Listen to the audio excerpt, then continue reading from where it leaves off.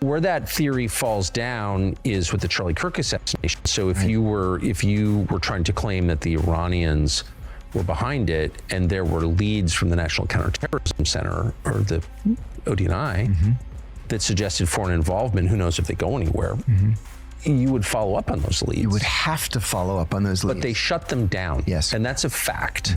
New reports are coming out claiming Tucker Carlson has been taking serious heat after digging deeper into what really happened to Charlie Kirk on September 10th. Sources close to the situation are now alleging that Tucker may be questioning whether Erika Kirk knew more than people first believed. This all reportedly picked up right after Tucker's interview with former National Counterterrorism Center Director Joe Kent. During that conversation, Kent pushed back hard on the official story. He reportedly said there may be way more to Charlie's assassination than the lone gunman narrative being repeated everywhere. According to Kent, he's not fully convinced Tyler Robinson acted alone that day. Not go to war with Iran, and for us to rethink at least our relationship with the Israelis. And then he's suddenly publicly assassinated, and we're not allowed to ask any questions about that. It's a data point. It's a data point that we need to look into. What do you mean when you say we're not allowed to ask any questions about that? We've been told that this individual, Robinson, is a lone gunman, and maybe he is. But the investigation that I was a part of, the National Counterterrorism Center was a part of, we were stopped from continuing to investigate. And the FBI will say that they stopped that because they wanted to turn everything over to the Utah state authorities. Kent also explained that Charlie was a close friend, which is why he wanted a deeper investigation into the case. But according to the claims, those efforts were quickly shut down before they could go anywhere. That's why some people online started raising eyebrows when Erika appeared on national television, publicly forgave her husband's killer, and at the same time asked people to stop digging into the case because she says she's already seen everything. All of that has only added more attention to the online theories claiming Erika may somehow be connected to what happened. More to the story. Well, sometimes there's not. I've seen the autopsy report. I've seen our case pulled together. I've been in constant contact with our lawyers, the prosecuting team. I've seen it all.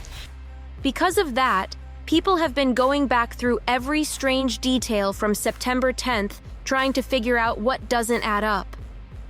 One major point getting talked about came from Candace Owens, who brought up something people online started calling the Maroon Army theory. According to observers, a surprisingly large number of people at Utah Valley University that day were seen wearing maroon-colored clothing or accessories. Normally, that wouldn't mean much at all. But critics pointed out that maroon is not even the school's main color, which made some viewers suspicious after noticing how often that color kept appearing in photos and videos. Here we go. We have this young man. This is after the shot. He's wearing maroon. Show you another person here sitting there under the tree after the shot, and he's wearing maroon. Show you another person here. We're going to come back to this person who is wearing maroon because his dad is going to say something publicly. 3 people, 1 shot. All of them alone, wearing maroon. We're going to come back to the guy at the top there who has the hat, the darker hat on, who's wearing maroon. Just like these strapping young men all wearing maroon. We've got this guy in the bush wearing maroon.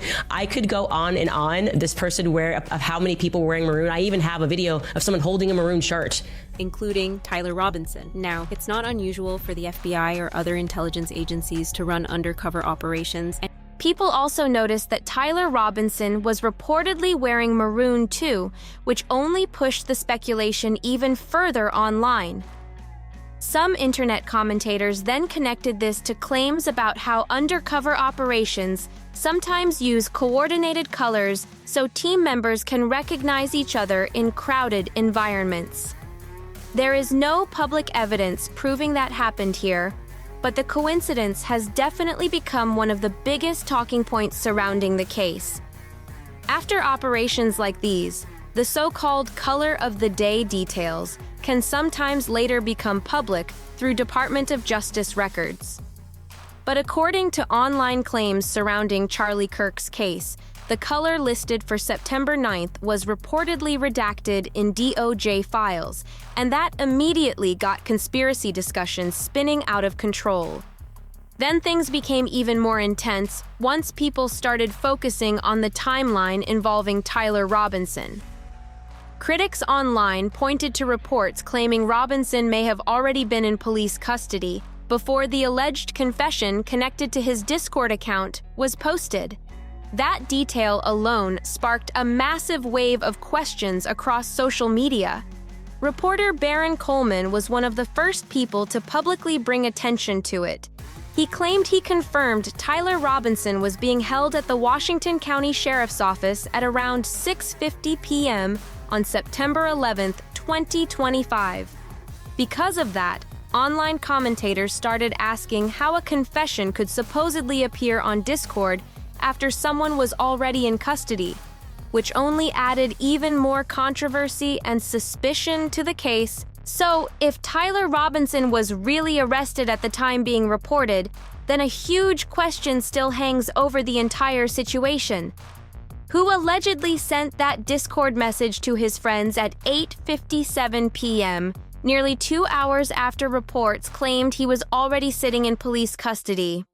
Things got even more wild once online investigators started connecting that timeline to claims about an alleged private meeting at Fort Huachuca on the night of September 9th. According to veteran whistleblower Mitch, he supposedly saw Erika Kirk, Cabot Phillips, Brian Harple, and Congressman Marcia Modi gathered at the military base that evening.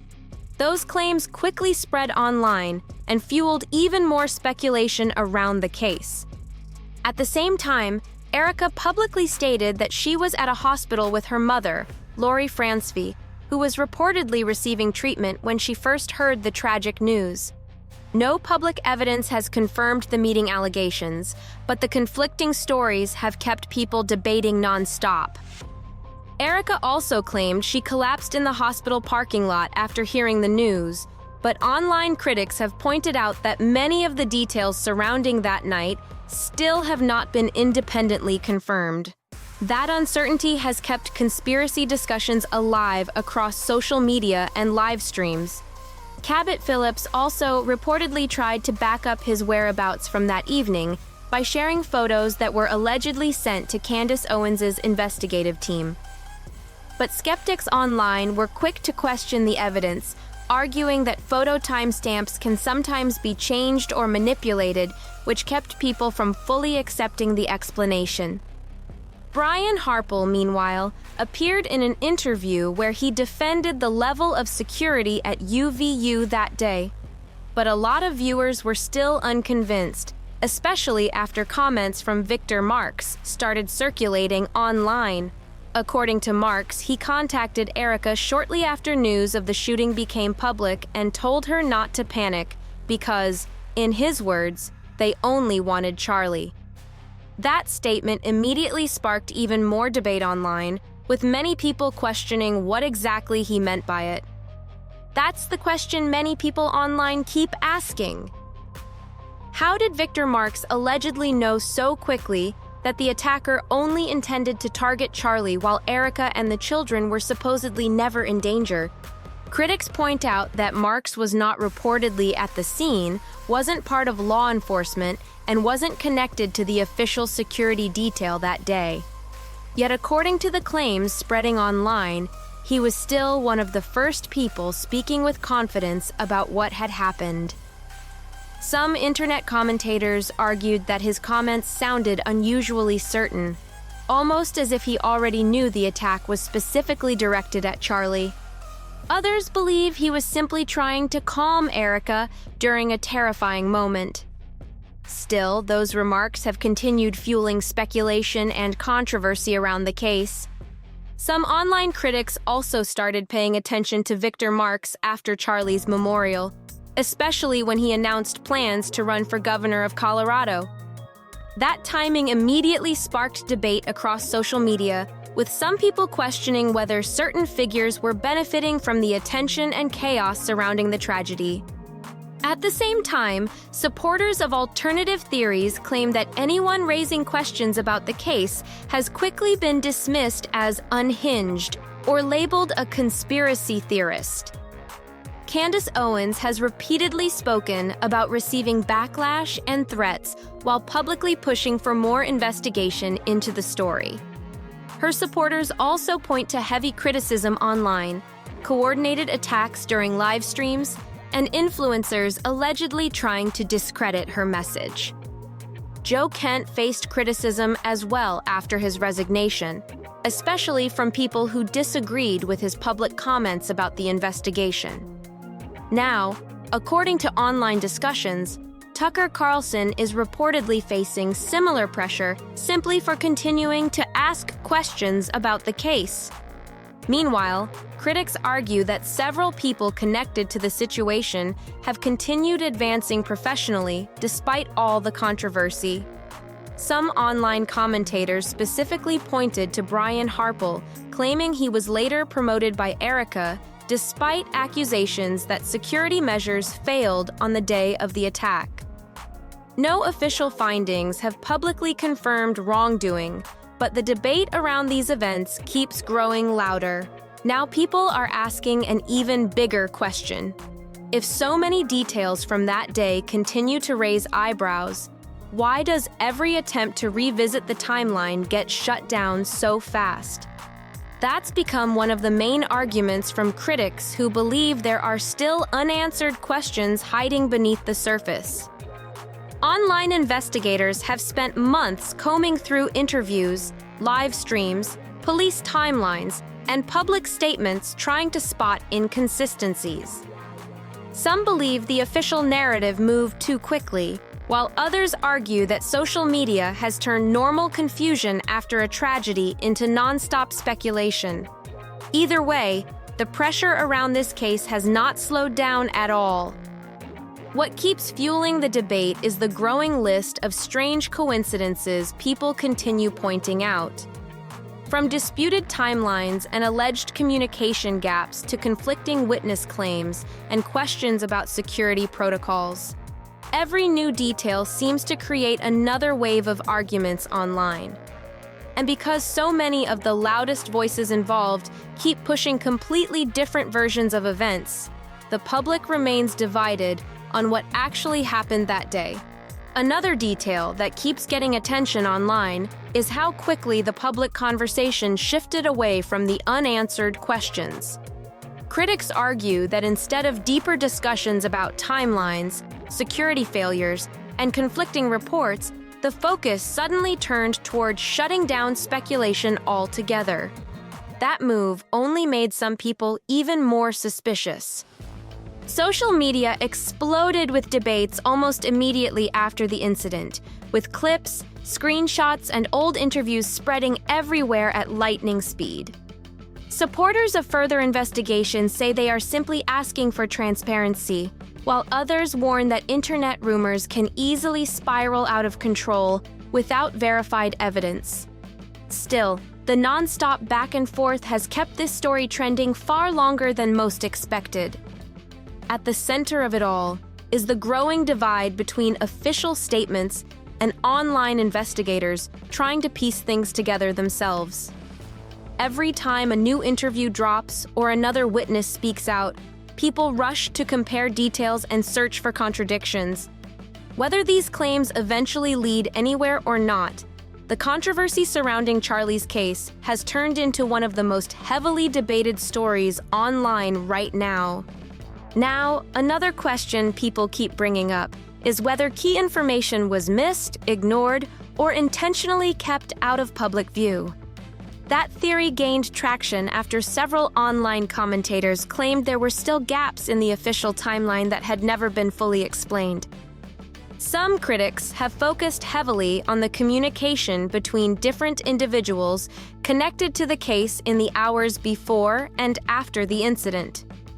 Others have questioned why certain reports appeared to change over time, or why some witnesses allegedly gave slightly different versions of events in separate interviews. Even small inconsistencies have been enough to send social media investigators into overdrive. At the same time, defenders of the official narrative argue that chaotic situations often lead to confusion, conflicting memories, and incomplete early reports. But for people already skeptical of the investigation, those explanations haven't been enough to calm the controversy. Every new claim, leaked screenshot, or interview clip instantly becomes another piece of the puzzle for online communities trying to figure out what really happened behind the scenes.